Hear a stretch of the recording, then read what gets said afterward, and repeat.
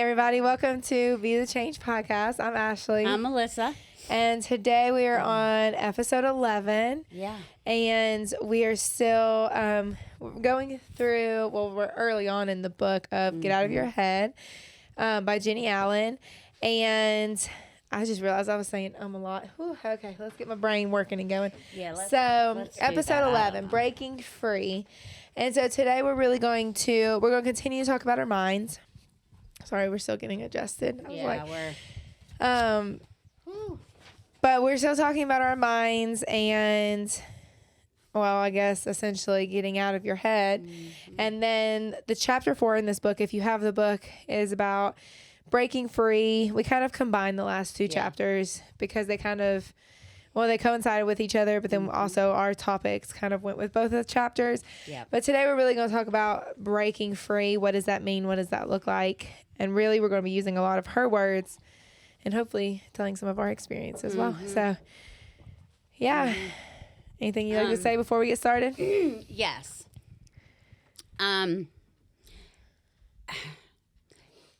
Every day is a struggle. Like, it doesn't matter, first of all. Like, for me, not every day is hunky-dory and, I'm living this perfect life or whatever. Mm-hmm. Every day I have to tell myself to get out of my head. Every day I have to pull myself back out of whatever crazy I'm thinking. And it varies from day to day. So it's not a one and done kind of thing. It's a every moment of every day, let's be present and something you're practicing on a daily basis. Right. Yes. So one of the things that, I guess with practicing, kind of diving into this chapter, and I believe we talked about this in the last episode. So part of her story in this book is she was doing a lot of conferences. She was going around speaking to women, and then she had a situation in a church where she was truly experiencing like a demonic presence. Yeah. And so kind of moving through that story, she was dealing it really got in her head being in a position like that.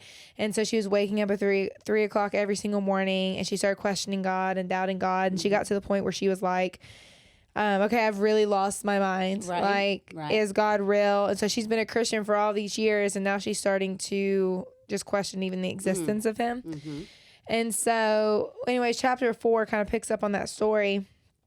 And she finally, I believe she was on a mission trip with some of her girlfriends, and she finally sat down with them, and she said she just opened up and spilt it all. And she said it was after 18 months. So she had been going through this. She had kept that all inside. Yes. Yeah, she hadn't talked to anybody. I think she had maybe mentioned it to her husband, but as far as talking it out with anybody, she hadn't talked about it in over a year, like a year and a half. And so she finally sat down with 2 of her girlfriends, and she was like, hey, this is what's going on.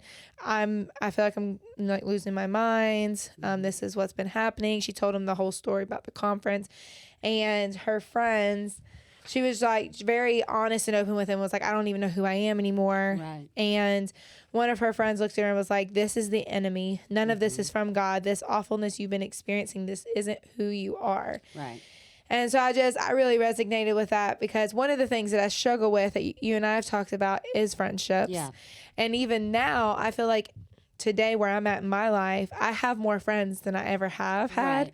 Right. And I feel like my friendships are way more meaningful now, and I truly enjoy having friendships. Right. But I've always had that, I guess it's where it comes from, my past with trust issues. Sure. But I've always had that roadblock of not telling people things for many reasons. Right. And a lot of those are my own personal reasons, but I've just really struggled with being vulnerable enough to let somebody know. Yeah, you can come in, but only to hear. Yeah. You can't come all the way in, just a little bit. Yeah. And I think part of it is because I don't want the judgment, because I'm afraid people are going to judge me, not listen. Right. So that's probably the first. Yep. But then I'm also kind of I don't want to burden them with my problems. Right. Yep. And then it's well, if they give me advice, is it going to be like-mindedness advice, if that makes sense? I'm at a certain walk with Christ, and not saying my friends aren't. I do have friends of different denominations. So Right. then I have the Sure. fear of, well, if I open up and pour out to them, are they going to give me advice that's right that doesn't correlate with what I Right. believe. Right. So Yeah, anyways, I have yeah. all these roadblocks Sure. to where I have never sat down. I have plenty of situations in my life to where I could benefit from this. Yes. But Yes. this is something I truly struggle with, is sitting down with somebody and just like being super vulnerable with like, hey, this is what's happening in my life. And yeah, so I really It's hard. I really respect her for doing that. I mean, even though it took her 18 months. Right. That's a long time to bottle up stuff and not tell anybody. It is. But then what I love about where she went next is like what her friend said to her just kept replaying in her head. Yeah. And so she had memorized Psalm 139, 7 through 10. So where shall I go from your spirit, or where shall I flee from your presence? If I ascend to heaven, you are there. If I make my bed in Sheol or the grave, you are there. Yeah. If I take the wings of the morning and dwell in the uttermost parts of the sea, even there your hand shall lead me, and your right hand shall hold me. Yeah. And so she was like, well, there is in fact no way to escape the presence of God. That's right. But she was feeling that way. And I know, like I was telling you, when I read, I get really excited. Yes. And I'm like, oh my gosh. Yes. But one of the things she had said that I was like, oh, I love this. And I think this is me skipping way ahead, but I just loved it so much.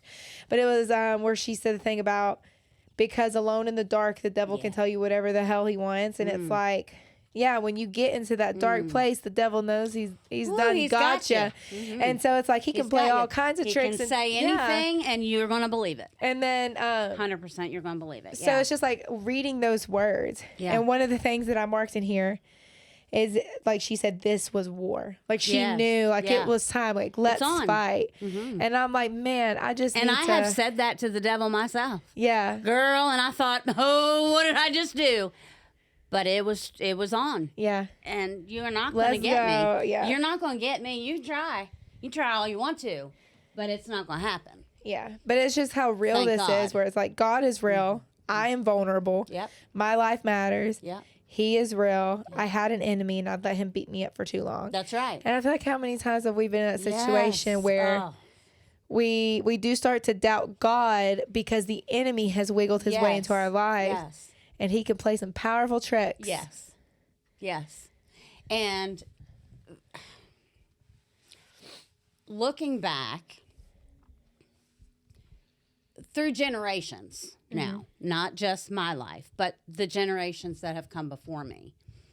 And because hindsight is 2020, it's so much easier to see later. But in all the circumstances where the devil has made his way in, they have all stemmed from not communicating. Not communicating clearly, or not communicating at all. What's wrong with you? Nothing, kind of thing. That's where the devil comes in. And the walls go up, and the gloves come on, and you're going to duke it out for the rest of your life. I mean, that's what I have seen.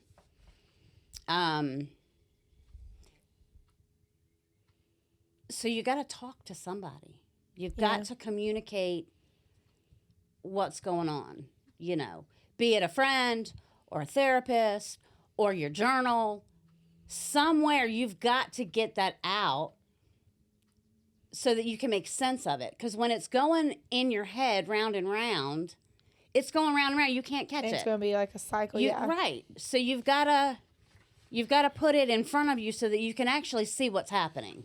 I agree. You know? Yeah, and I'm pretty bad about, I mean, like I said, like I'm still learning how to talk about, which sorry that you've ended up being one of my people. No. I'm glad I'm one of your people. But it's just I like being the people. yeah, it's just, that's always been something super tough for me, but I also understand it from the other side. Like, I am a processor. Yeah. I'm an overthinker. Yeah. And so when something happens, like I said, I don't want to burden other people, so I typically will let it in.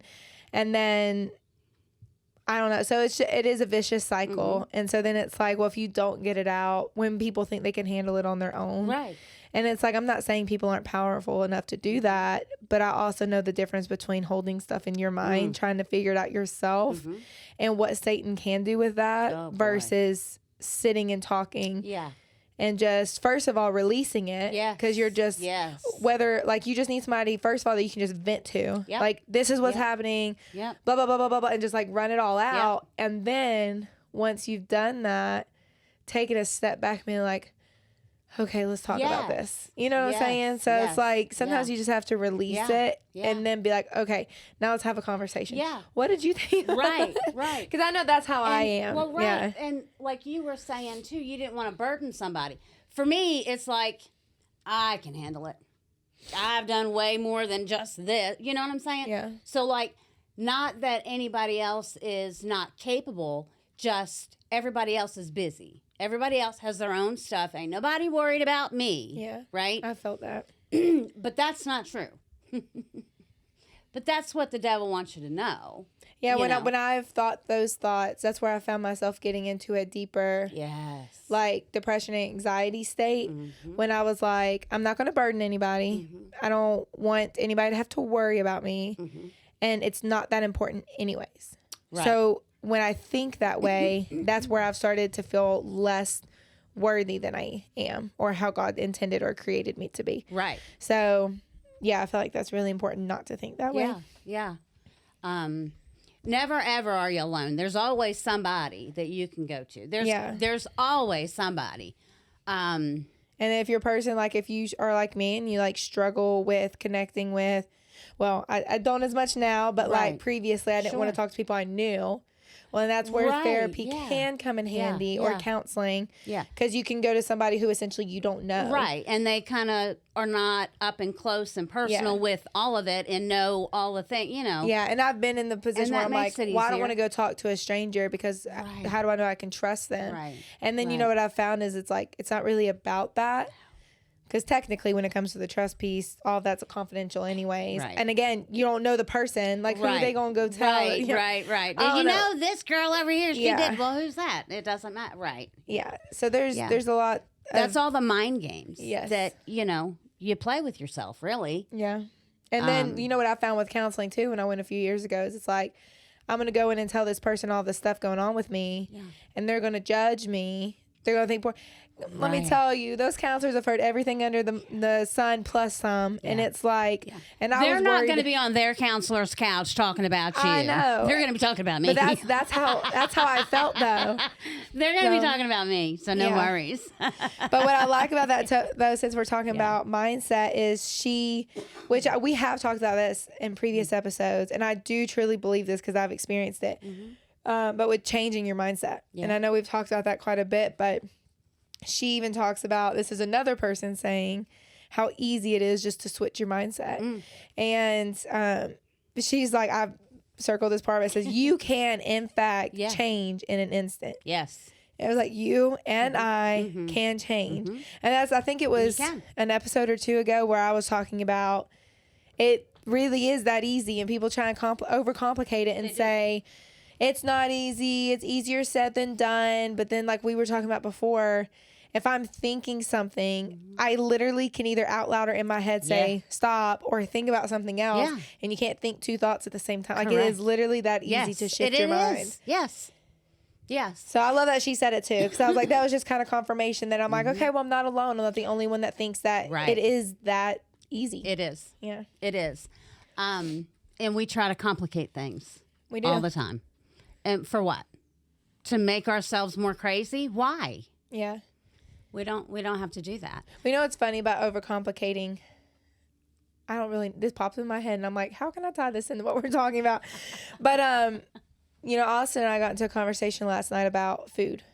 And, you know, when you really start to dive in, and I'm really big on, you know, food and health and nutrition. So sorry, everybody, but not sorry. Yeah. But we were really talking about, because with TikTok and all of it, I watch TikTok. He does not. He watches YouTube shorts and things. Yeah. But we both have connected on, he has seen some people on his platform. I've seen people on mine where they start talking about what's really going on with certain food. Like what's being sprayed on them, what's being put on them.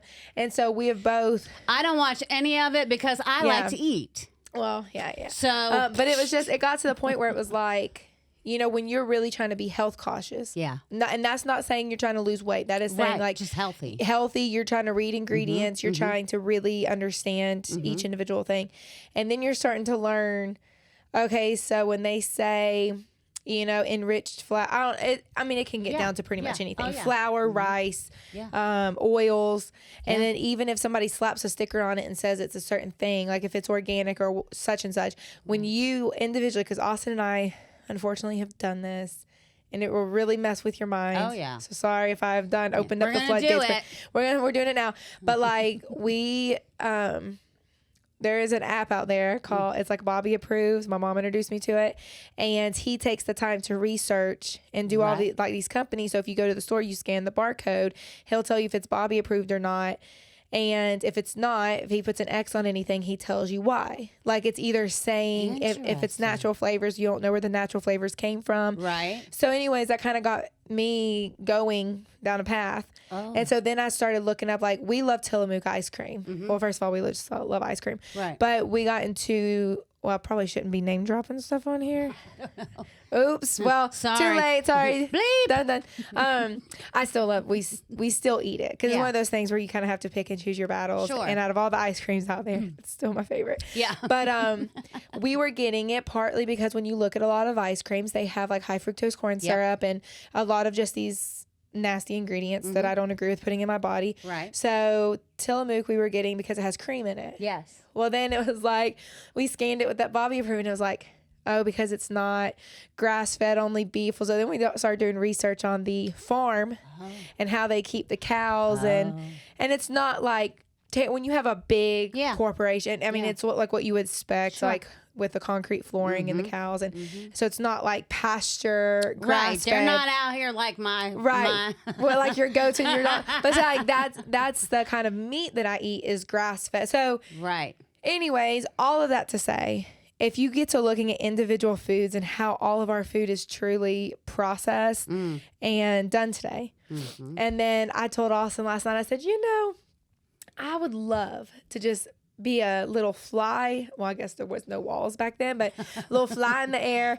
And when God created the Garden of Eden and he created Adam and Eve, I wish I could just see how God truly created a man and a woman and put them in this garden to eat off of the land and to take care of the land. I wish I could just witness that.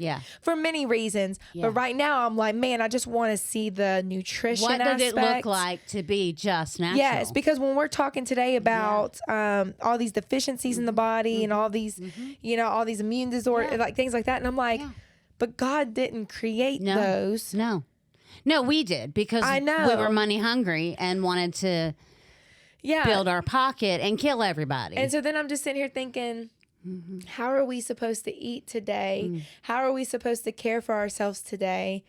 That is how God intended it to be.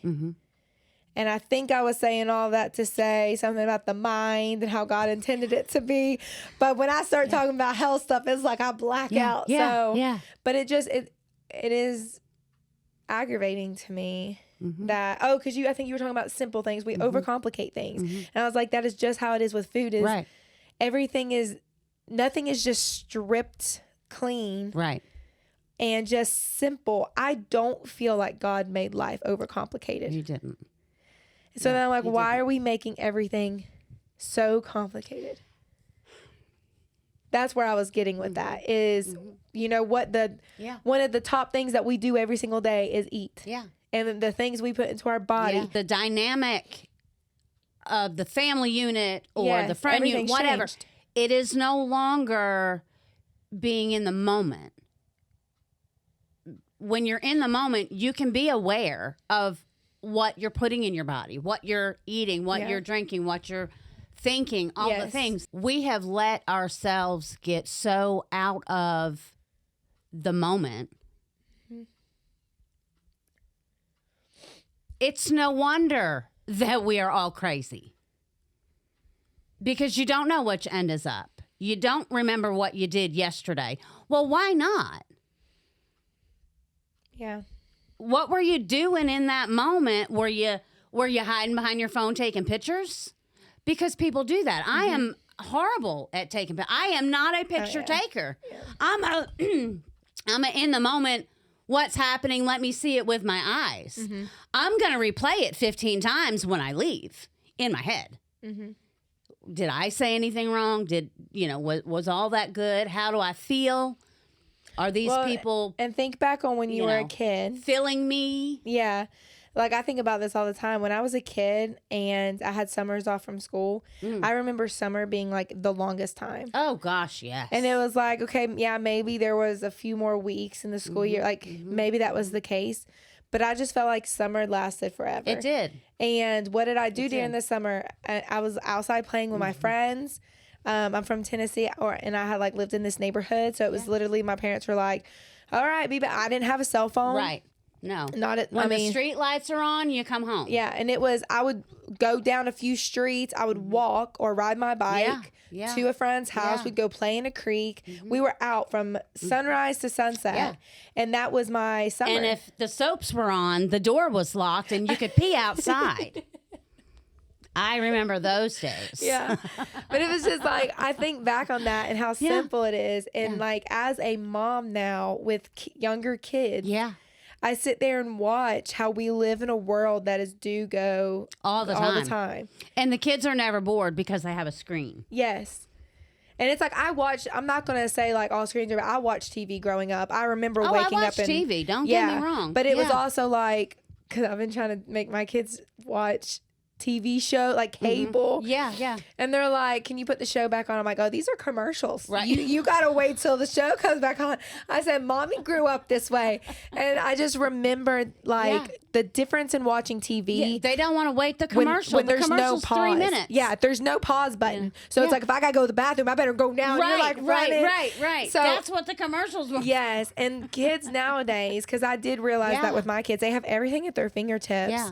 And so everything is like instant gratification. It's right now. And it's like, hey, can you pause that? I need to go to the restroom. And it's like, life doesn't pause. Yeah. So it is sad that kind of like with overcomplicating things, like life is not what it used to be. Right. And as much as I try to like, I don't want to be one of those go parents. I do make my kids go outside and play on, in our yard.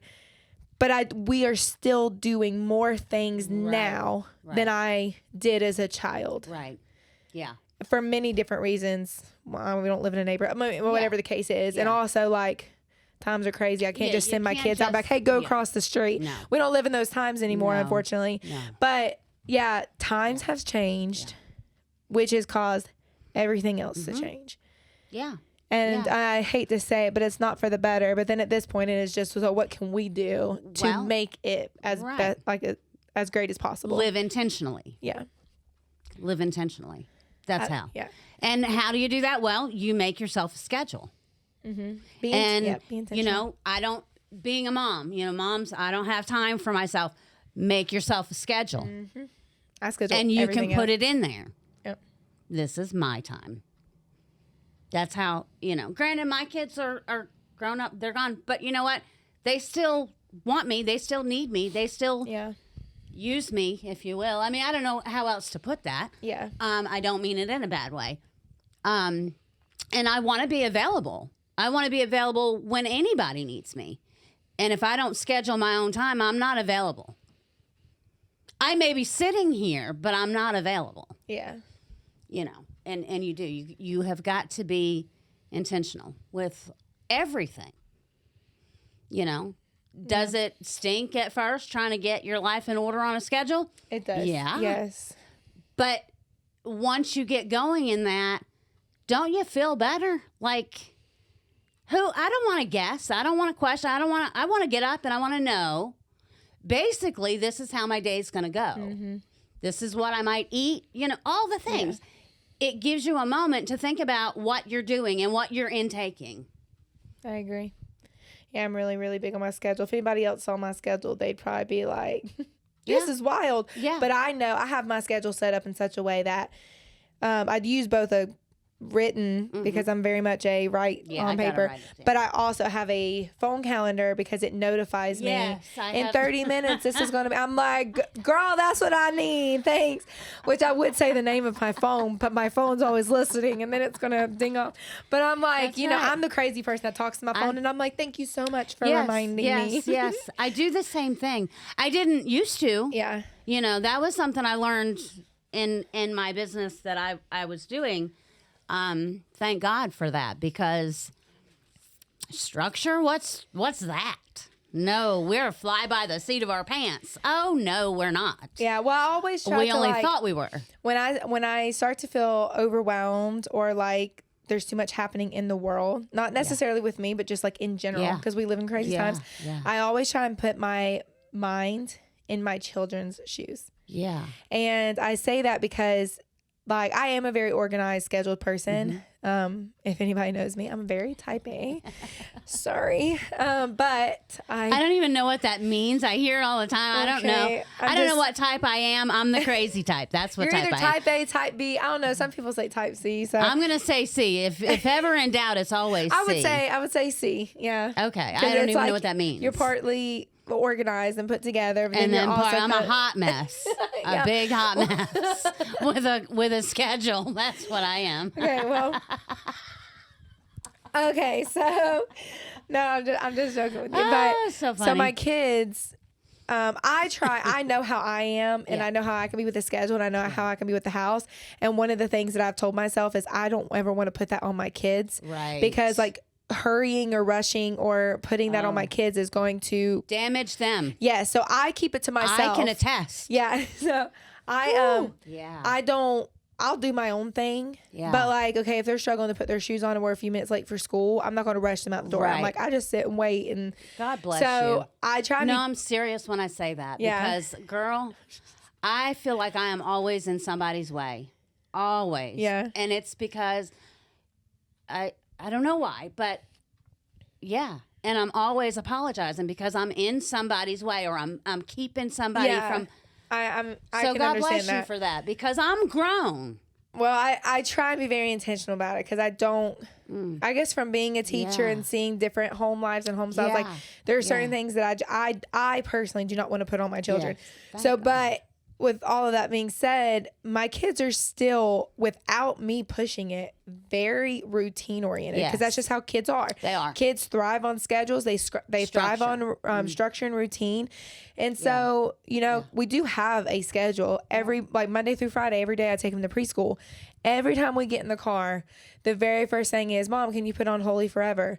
Can we listen to, and so they have Yeah. they personally have a list of songs that we love it. go in order Yeah. every single morning. And that has nothing to do with me. That's them. Right. And they're like, can you play This Little Light of Mine? Can you play Wonky Donkey? I'm like, okay. So that is all on them. Yeah. And so when I watch them and how they treat life, and Yeah. they know when they get off of school, we do lunch. Right. And then they know after that we have certain house chores we do. Uncertainty in a child's mind.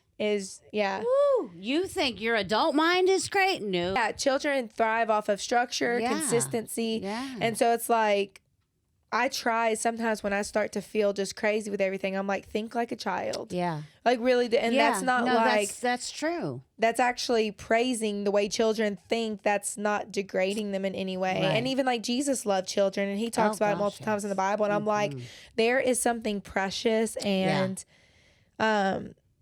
so just great about the innocence of a child's mind and watching how they work and process stuff. And I'm like, why are we not? I mean, yes, there is some maturity to life. There's things that we got to do and handle differently. Yeah. However, for the majority of life, Yeah. why are we not thinking like children and Right. making things more simple? Right. Yeah. You know, and it's funny you say that because I didn't ever see myself as, you know, somebody that really liked children, if, you know, be honest. I liked my own, but only because I think they made me or something. I don't know. It came with them or something. You had to do that. But as I got older and my kids grew up and life got crazy Ansley came around, your boys were born, and I had those children back in my life again. I am number one. I will get in the floor and play with them youngins. And I was never like that before. But there's something about it that it does to your brain. And it makes you forget all the stupid things going on in your life. And it pulls you on the floor and for just a moment to play trucks or Barbies or Spider-Man, whatever. Yeah, or even when you listen to them like play by themselves. And they're giggling and they're, they're talking in sentences like grown-ups are, but they don't do that around you. I mean, it's wow. Yeah, just watch how they, Yeah. And there's something just magical about it for me. I know it is for me too, because even like Saturday we were at baseball games, and during Benjamin's game, Henry was behind us playing. And I try and give them the opportunity to play without being supervised. They got to be able to, like, if you figure it out. And so lately, which I love this, my childhood was, I watched a lot of Dora the Explorer. Oh, that's so funny. And a lot of Blue's Clues. And lately, that's been their shows. Yes. Is Blue's Clues and Dora the Explorer. Yeah. So Ansley, too. I know they've been watching it. So all I hear behind me is Henry had found a piece of trash on the ground. That was a little piece of paper that had been rolled up. Where it came from, what it was, I don't know, but I'm not going to ask those questions. Okay. So excuse me. I hear him back there singing a song, and I kind of look behind me, and he's going, I'm the map. I'm the map. And he's I like, love it. I'm the map. And then he starts going, we're going to go across the river. So he's like quoting this whole show. And he's like, to get to the ice cream truck. And so he's over there hopping in the grass, pretending to go through all this stuff. And I'm like, see, it's really magical watching. Yeah. Because first of all, it's telling you they're processing what they're watching and what is around them. Yeah. But then he was also just like using his imagination. Because, all we see is grass. I know. And then he's over there like He's sees a little for spot the in the ice grass. He's cream like, truck. jump over the cave. Yeah. And I'm like, oh, okay. That's awesome. No, and that's really how we are. We're just grown up now. Yeah. And I don't know, you lose that. You stop dreaming. You think you're better than it. You're mature. You're past that. Yeah. No. I'm not past that. I'm going to get out in the yard and play with these kids because they are way more fun than these grown-up people. That is true. I agree. Just saying. Yeah. I love them. I do. Well, hopefully all of that goes together, because I feel like we were just kind of like... We were just saying whatever's on our mind. Yeah, we had some things, and so there it is. I hope y'all like it, and if you don't, I'm sorry. Find your person. And find your person. Find your person. What were we talking about first to begin with? Find your person. Yeah. Whether it's somebody you know or like you said, writing it down or... And if you don't have a person, you can feel free to reach out to us. Yes, absolutely. We will be your person if you need it. If you're thinking crazy thoughts, just know it's not of God. It's not. And don't let Satan have a hold on your mind and who you are. That's right. So thank y'all so much for watching this week's episode. We hope y'all have a great week, and we will see y'all next time. Bye. Bye.